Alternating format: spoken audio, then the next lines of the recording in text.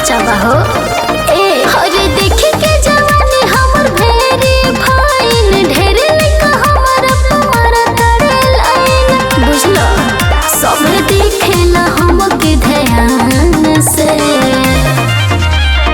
ओहिर के लइका से पटबुए गोरी की पटबू बोलो पासवान से। ओहिर के लइका से पटबुए गोरी की पटबू बोलो पासवान से।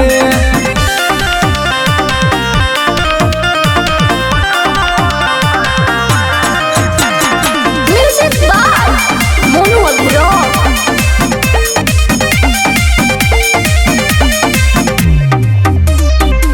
दूधिया गोराई तोहर ओतरी को मोरबा।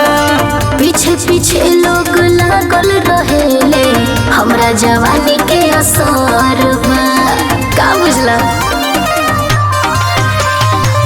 दूधिया गोराई तोहर ओतरी को मोरबा।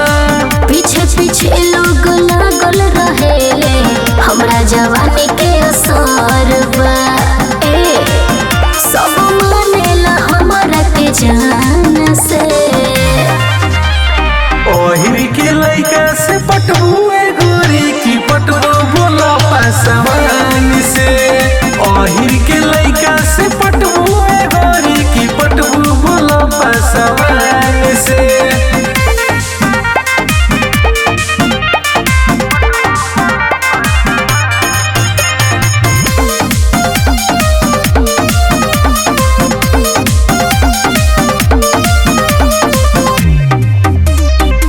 कौन जात के हाथे तू लगबू करबू के माना हो।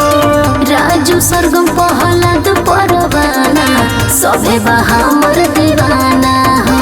तहार दल ना गली। कौन जात के हाथे तू लगबू करबू के माना हो।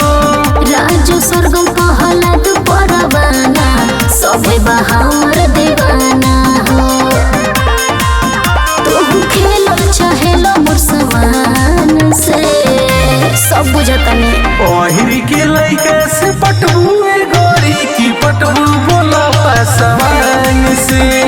ओहिर के लइका से पटबुए गोरी की पटबू बोलो पासवान से।